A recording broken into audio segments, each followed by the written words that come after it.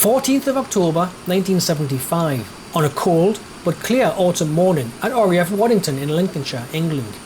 Avro Vulcan B2 X-ray Mag 645 of No. 9 Squadron RAF is being prepared for a routine long-distance flight. The destination is RAF Luqa on the Mediterranean island of Malta. During the 1970s, the RAF deployed Vulcans to Malta mainly for training, strategic presence and as part of its commitment to NATO and Mediterranean defence. Malta served as a convenient forward base for long-range navigation and bombing exercises across southern Europe and North Africa, as well as training air and ground crews to operate in hot weather conditions. By this time, the Vulcan's nuclear deterrent role had largely ended, and its focus had shifted to conventional bombing and training operations, reflecting the change in RAF strategic posture in the mid-1970s. On board X-ray Mag 645 are pilot Flight Lieutenant Garth Robert Alcock and his co-pilot, Flying Officer Ewan Cairns Alexander, who was a late addition to the crew, replacing the original co-pilot Flying Officer Phil Davies, who had requested leave at short notice as his wife was about to give birth. In the rear was Nav Radar Flight Lieutenant Ernest Stanley Lambert, Nav Plotter Flight Lieutenant Gordon Anthony Pullman, and Air Electronics Officer Squadron Leader David William Beeden. Also on board were two members of the ground crew, Sergeant Peter John Atkins and Chief Technician Thomas Gordon Barrow. At 08:30 local time, X-ray Mag 645 lined up on the Waddington runway, its delta shape glinting in the morning light as ground crew watched from the dispersal.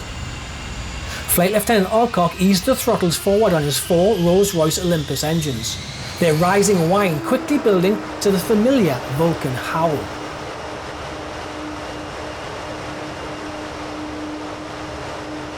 The Vulcan began its takeoff run, gathering speed rapidly down the runway before gracefully lifting into the cold October air.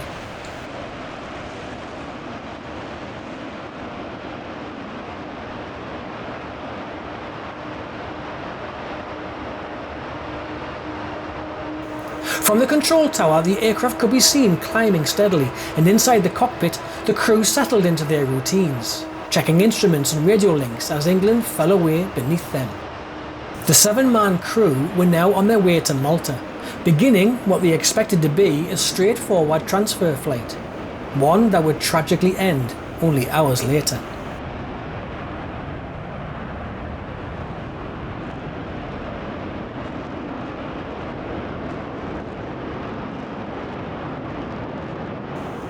The Avro Vulcan B2 was a delta-wing strategic bomber, developed for the Royal Air Force as part of the V-bomber fleet, alongside the Handley Page Victor and Vickers Valiant during the Cold War.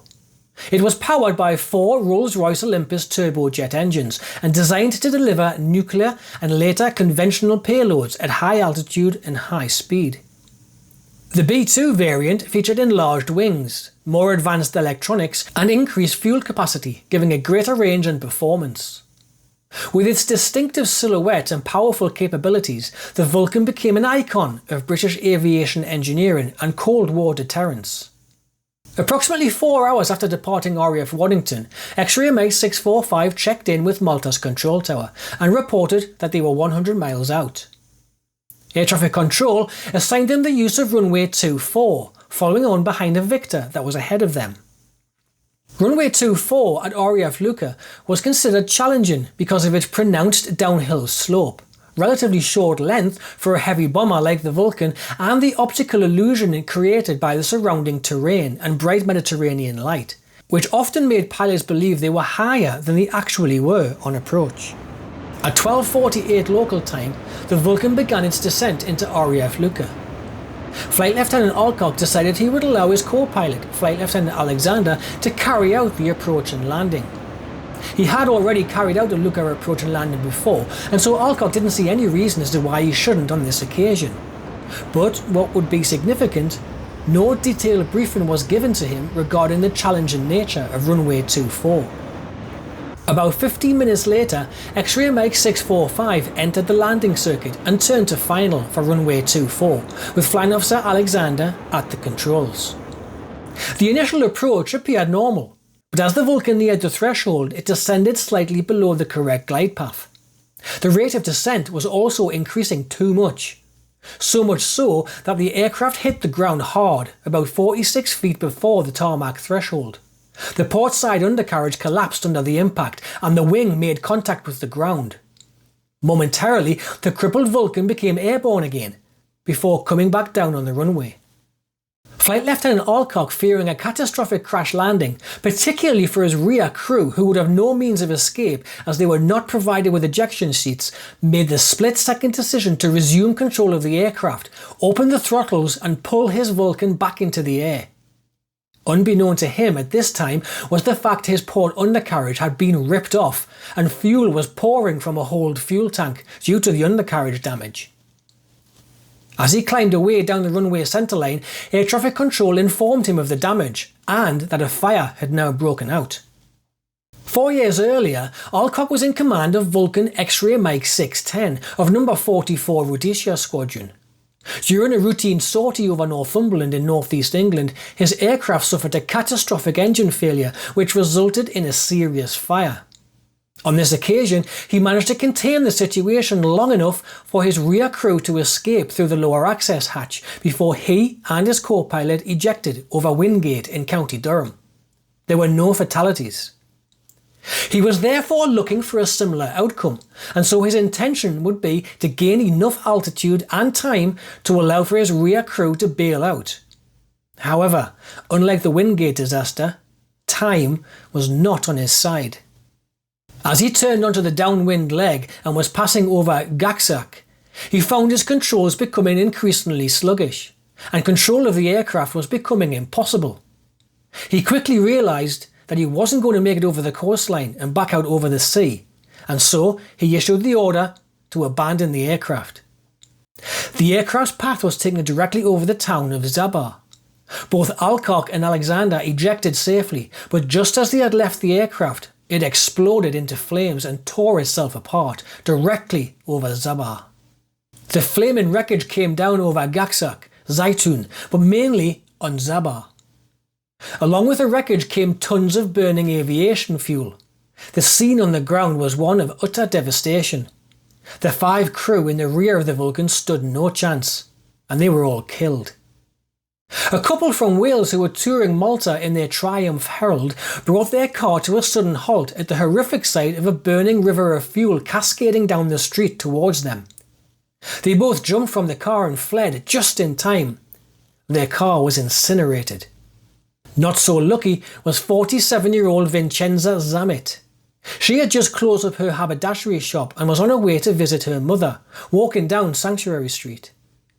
Unlike the tourist couple, she was unable to outrun the river of burning fuel, and she was consumed by it. Miraculously, considering the awful scenes, she was the only civilian on the ground to have been killed in this disaster, although around 20 were injured, some seriously. Considering the built-up nature of the surroundings, it is astounding that more people were not killed, as over 100 houses and shops were extensively damaged. The official board of inquiry was convened by the Royal Air Force immediately following the crash, with participation from the Maltese Civil Aviation Department. The investigation determined that the accident had been initiated by a premature descent below the correct glide path during the final approach to runway 24 at RAF Luqa. The undercarriage impact caused fuel leakage and structural damage, which led to an uncontrollable fire after the go-round was attempted. The board noted that visual illusions created by the sloping runway and surrounding terrain likely contributed to the misjudged approach. However, it also placed partial responsibility on the handling pilot, Flying Officer Alexander, for allowing the aircraft to descend below the correct approach path, and on the captain, Flight Lieutenant Alcock, for insufficient supervision during the approach phase. These findings were not considered to be gross negligence, but errors of judgment under challenging circumstances. The board further commented on the limited egress options for rear crew members in Vulcans, and recommended improved training and clearer briefings for crews operating into challenging airfields like Luqa.